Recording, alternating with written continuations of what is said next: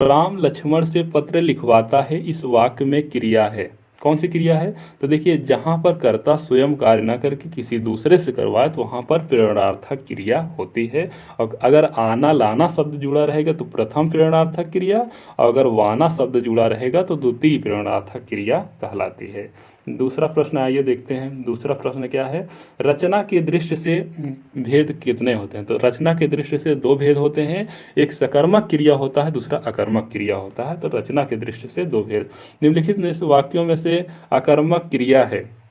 अकर्मक क्रिया का मतलब ये होता है जिसमें कर्म ना हो। तो देखिए, शिशु सो रहा है तो इसमें सीधा सीधा दिखाई दे रहा है जिसमें कोई कर्म नहीं है, इसलिए अकर्मक क्रिया हो जाएगी। लेकिन बालक खेल रहा है तो यहाँ पर देखिए, खेलना, खेलना क्या है?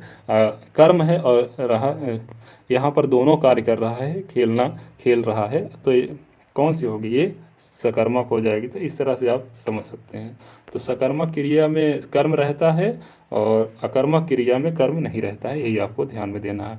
वे अभिकारी शब्द जो दो शब्दों, दो वाक्यों अथवा वाक्य खंडों को जोड़ते हैं क्या कहलाते हैं? तो समुच्चय बोधक शब्द कहलाते हैं। ये मैंने अभी अभी आपको क्लियर किया कि अगर आपसे ये पूछे कि जो दो शब्दों, वाक्यों, वाक्यांशों को जोड़ने वाला कौन होता है? समुच्चय बोधक होता है। अगर आपसे ये पूछे कि जो संज्ञा या सर्वनाम का संबंध वाक्य में अन्य शब्दों से स्थापित करता है, अगर पूछे तो कौन सा हो जाएगा?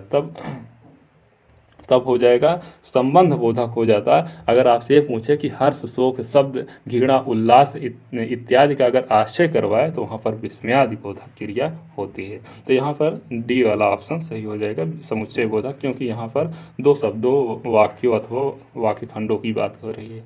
वह पहुँचा ही होगा, वाक्य क्रिया काल होगा, तो कौन सा होगा? आसन्न भूतकाल होगा। कौन सा होगा? आसन्न भूतकाल होगा। अथवा व्याकरण की दृष्टि से है तो अथवा क्या है? वे शब्द है, अभी भी मैंने बताया। क्रिया किस रूप में कर्ता के अनुसार लिंग परिवर्तन नहीं होता है? तो भूतकालिक क्रिया में होता है। अब देखिए यहाँ पर मरम वचन जब सीता बोला, पंत में कौन सा बा? मरम वचन जब सीता बोला, पंत में कौन सा पंत का प्रयोग हुआ है? तो यहाँ पर देखिए कर्मवाच का हुआ है। क्या हुआ है? कर्मवाच का हुआ है। तो यहाँ पर देखिए कर्मवाच का हुआ है। अब आगे आइए देखते हैं अगला प्रश्न है कि निम्न में से कौन सी सकर्मक क्रिया है? तो सकर्मक क्रिया कौन सी है? पीना है। कौन सी? पीना है। कौन सी सकर्मक क्रिया है? निम्न में से कौन सा अविकारी संज्ञा, अविकारी होता है? तो अव्यय क्या होता है? अविकारी या अविकारी अव्यय होता है। वह थोड़ा बीमार है, इस वाक्य में थोड़ा कौन क्या है? तो इस वाक्य में जो थोड़ा है वो क्या है? परिमाण की बात हो रही है, तो यहाँ पर परिमाण क्रिया विशेषण है, परिमाण क्रिया विशेषण है। निम्नलिखित में से सकर्मक क्रिया का वाक्य है। तो बालिका निबंध लिख रही है, इसमें देखिए निबंध, निबंध क्या है? कर्म है, और लिखना क्रिया है। तो इस तरह से सेकेंड ऑप्शन सही हो जाएगा। अधोलिखित किस वाक्य में अकर्मक क्रिया है? तो देखिए श्याम सोता है, इसमें कोई कर्म ही नहीं है, तो यहाँ पर कौन से होगा? अकर्मक क्रिया हो जाएगी। मूल अकर्मक धातुओं के साथ प्रत्यय जोड़कर बनाई गई क्रिया धातु कहलाती है, तो सधिक कर्म सकर्मक क्रिया। चूड़ी अच्छी थी, कौन सी? चूड़ी अच्छी थी में थी कौन सी क्रिया है? तो योजक क्रिया है। निम्नलिखित में से किस वाक्य में भविष्य काल है? तो मैं आपकी प्रतीक्षा करूंगा, गा गी गे जहाँ दिखाई दे जाएगा वो कौन सा होगा? भविष्य काल हो जाएगा। ठीक। अब देखिए अगला प्रश्न है कि निम्नलिखित वाक्यों में से किसमें प्रेरणार्थक क्रिया का प्रयोग नहीं हुआ? पिता उसे पढ़ाते हैं, तो यहाँ पर पिताजी स्वयं कार्य कर रहे हैं। ये अध्यापक से पढ़वाते, ये अध्यापक से पढ़वाते हैं, ये अध्यापक से पढ़वाते हैं। यही हो जाएगा, बी सी वाला ऑप्शन सही है। अध्यापक परिश्रम करते हैं, राम नहीं पढ़ता है, ये स्वयं में सिद्ध हो जा रहा है। इसमें ऑप्शन भी जो दिया गया है गलत है। ठीक है, ऑप्शन नंबर सी इसमें सही हो जाएगा, ऑप्शन नंबर सी इसमें सही हो जाएगा। अधोलिखित में से कौन सा युग्म विशेषण नहीं है? तो देखिए छोटा बड़ा भी विशेषण होता है, 2 3 भी विशेषण होता है, हरा पीला भी विशेषण, लेकिन राम और लक्ष्मण क्या है? संज्ञा है, राम और लक्ष्मण संज्ञा है। मुख्य क्रिया के अर्थ को स्पष्ट करने वाली क्रिया होती है, तो मुख्य क्रिया को स्पष्ट करती है सहायक क्रिया। अगर मुख्य क्रिया के बाद सहायक क्रिया नहीं लगी रहेगी तो फिर वो स्पष्ट नहीं करेगी।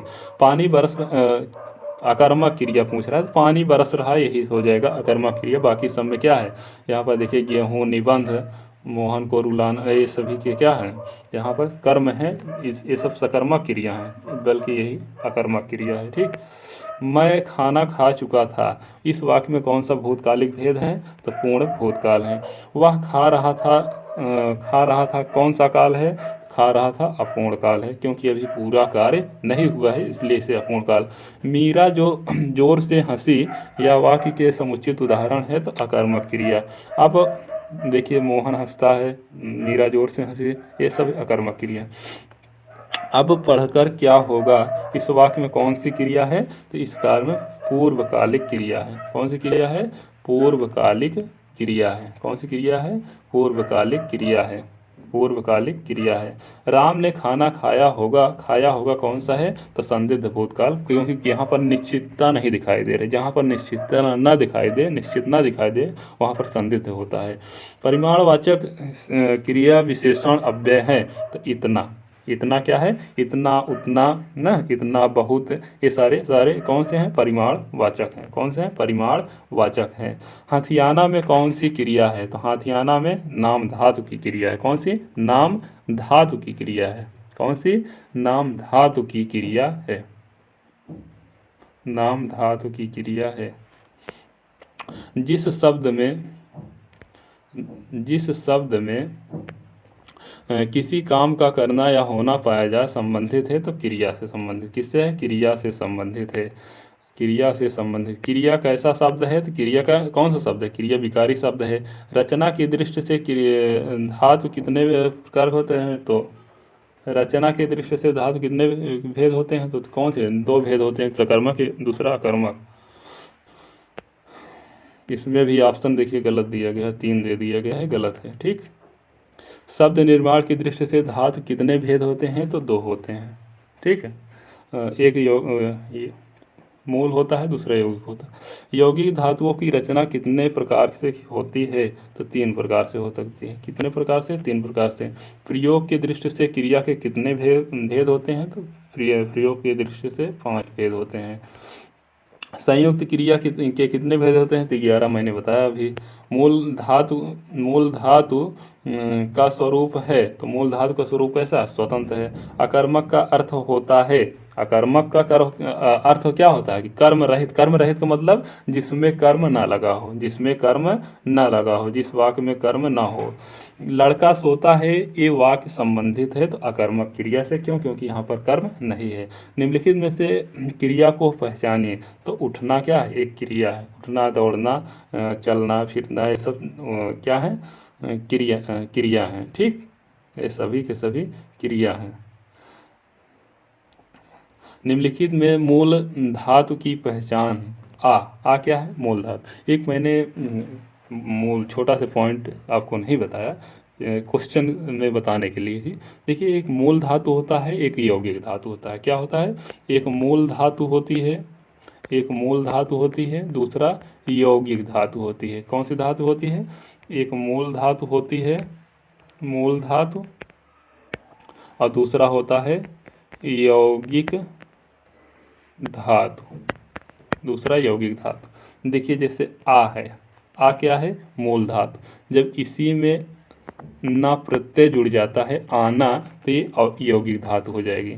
जैसे पढ़ क्या है, पढ़ जो है ये मूल धातु है, लेकिन पढ़ना, इसमें जब ना प्रत्यय लग जाता है, तो ये क्या हो जाता है, यौगिक धातु। सामान्यतः आप जो क्रिया पढ़ते हैं, जैसे सोना, पढ़ना, लिखना, चलना, दौड़ना, इस तरह से जो पढ़ते हैं सभी के सभी यौगिक धातु होते हैं। मूल धातु का मतलब ये होता है कि जो मूल होता है। जैसे आना, आ में प्रत्यय ना जुड़ा तो आना हो गया, पढ़ में प्रत्यय ना जुड़ा तो पढ़ना हो गया। ये सभी के सभी एक कॉन्सेप्ट है मूल धातु और यौगिक धातु का। खेलना खिलवाना कैसी क्रिया है, खेलना खिलवाना कैसी प्रेरणार्थक क्रिया है।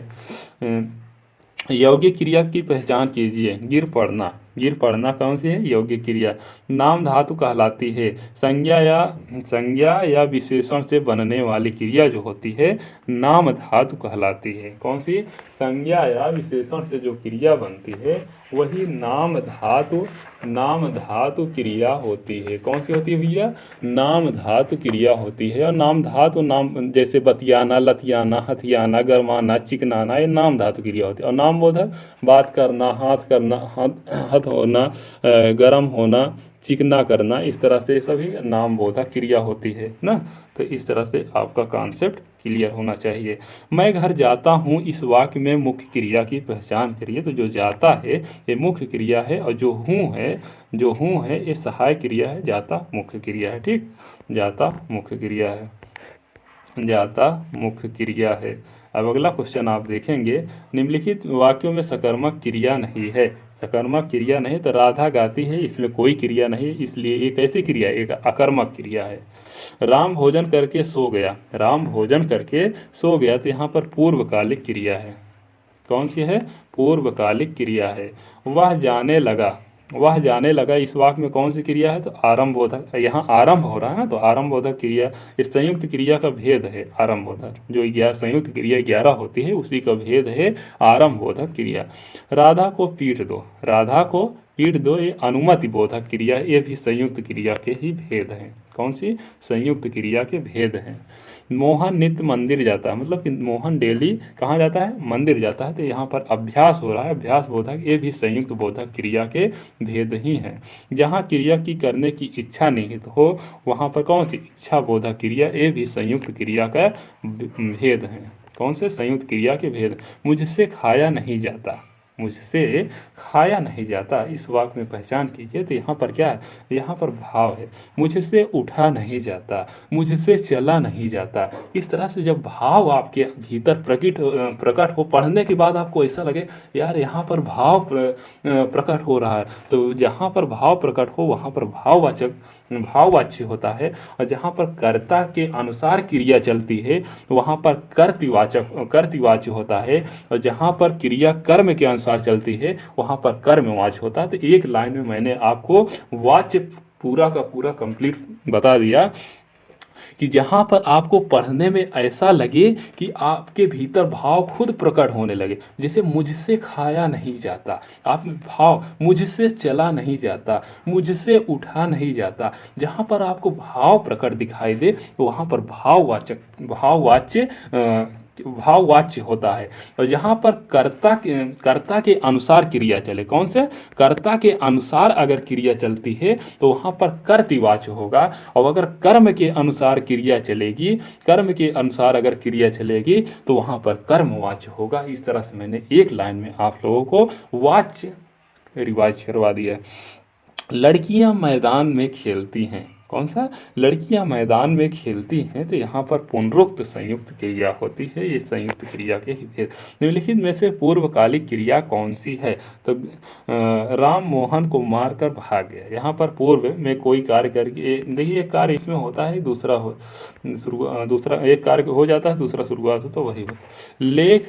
लेख लिखा गया वाक्य की पहचान करें, तो यहाँ पर कर्मवाच्य होगा। कौन सा? कर्मवाच्य होगा। लेख कर्म ही है।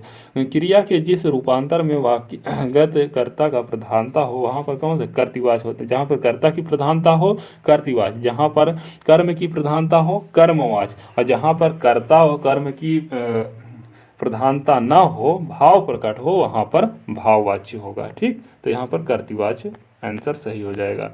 क्रियाओं के व्यापार को निरंतर क्या कहते हैं? क्या कहते हैं? तो वर्तमान काल के, जो अभी प्रेजेंट टाइम पे चल रहा है उसे वर्तमान काल के कितने भेद होते हैं? तो वर्तमान काल के 5 भेद होते हैं। वर्तमान काल के 5 भेद होते हैं। यहाँ पर देखिए सही दिया गया है लेकिन वहाँ पर भेद बताया नहीं है। वह आया हो, वाक्य की पहचान कीजिए। तो संभाव्य भाग, कोई क्लियर नहीं कि आया है नहीं, वह आया हो मतलब संभावना व्यक्त की जाए, संभाव। लड़के ने पुस्तक पढ़ी है, इस वाक्य की पहचान करिए। तो लड़के में क्या है? लड़के ने पुस्तक पढ़ी है, तो पूर्व वर्तमान काल है, अभी अभी उसने पढ़ लिया है। भूतकाल के कितने भेद? तो भूतकाल के कितने भेद होते हैं? 6 भेद। मैंने राजू को पीटा था, मैंने राजू को पीटा था, तो पूर्ण भूतकाल होगा। क्या होगा? पूर्ण भूतकाल होगा। था थी थे आ जाए ना आई के बाद। लड़कियां नाचती हैं, तो लड़कियां नाचती हैं, ती ताते अगर लास्ट में आता है तो वहाँ पर अपूर्ण भूतकाल होता है।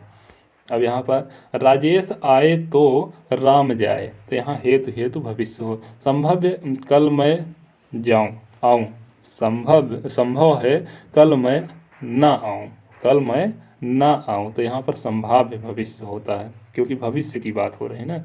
बच्चे गाना गा चुके हैं, इस वाक्य में कौन से मुख्य क्रिया है? बच्चे गाना गा चुके हैं, तो इसमें देखिए जो गा है ये मुख्य क्रिया है और चुके हैं सहायक क्रिया है, चुके हैं सहायक क्रिया है। वह हंस रही है, इस वाक्य में सहायक क्रिया की पहचान करिए। वह हंस रही है, इस वाक्य में सहायक क्रिया की पहचान कीजिए।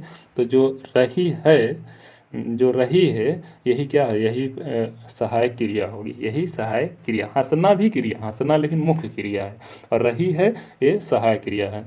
ठीक, यहाँ पर है मत मारिएगा, यहाँ पर रही है मारिएगा। चलना फिरना दौड़ना कैसी क्रिया है? तो अकर्मक क्रिया। कौन सी क्रिया है? अकर्मक क्रिया। सकर्मक क्रिया की पहचान करें, तो पढ़ना क्या है? सकर्मक क्रिया है। बच्चा अखबार पढ़ रहा है, यह किस प्रकार की वाक्य है? तो यह सकर्मक वाक्य है। कैसा वाक्य है? सकर्मक वाक्य है। अकर्मक के कितने भेद होते हैं? तो अकर्मक के भी दो अकर्मक होते हैं, एक पूर्ण अकर्मक होता है, एक अपूर्ण अकर्मक होता है। ठीक, पूर्ण अकर्मक के कितने भेद होते हैं? तो पूर्ण अकर्मक के भी कितने भेद होते हैं? दो भेद होते हैं। पूर्ण अकर्मक के भी दो भेद होते हैं।